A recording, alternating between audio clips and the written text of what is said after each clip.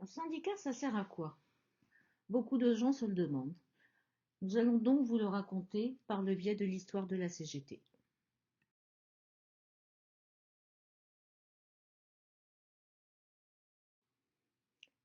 Dans les années 1900, la journée de travail pouvait aller jusqu'à 18 heures. Un des premiers combats de la CGT a été de limiter la journée de travail en 10 heures.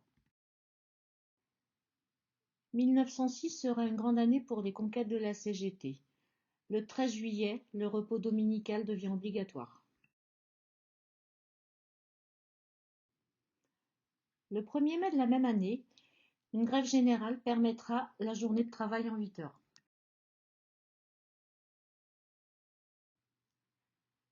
Les mobilisations de 1936 permettront de grandes victoires: la semaine de 40 heures, les conventions collectives et 2 semaines de congés payés.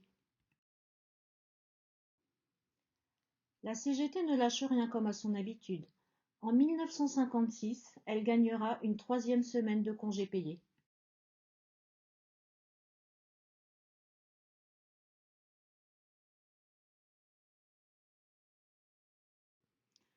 Entre 1945 et 1947, Ambroise Croizat et ses camarades vont créer la sécurité sociale, les caisses de retraite, les allocations familiales.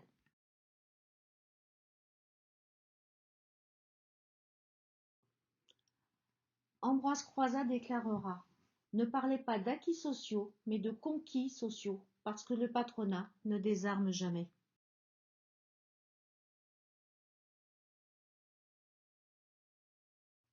La CGT, c'est 127 années de combat, et on continue et on ne lâche toujours rien.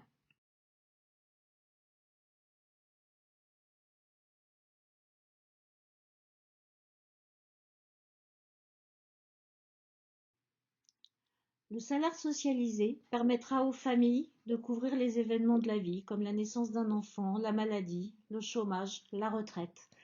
Très contrarié par ce terme, le patronat luttera pour appeler ça désormais les charges patronales. Pour l'équité et l'intérêt général, votez CGT, on lâche rien.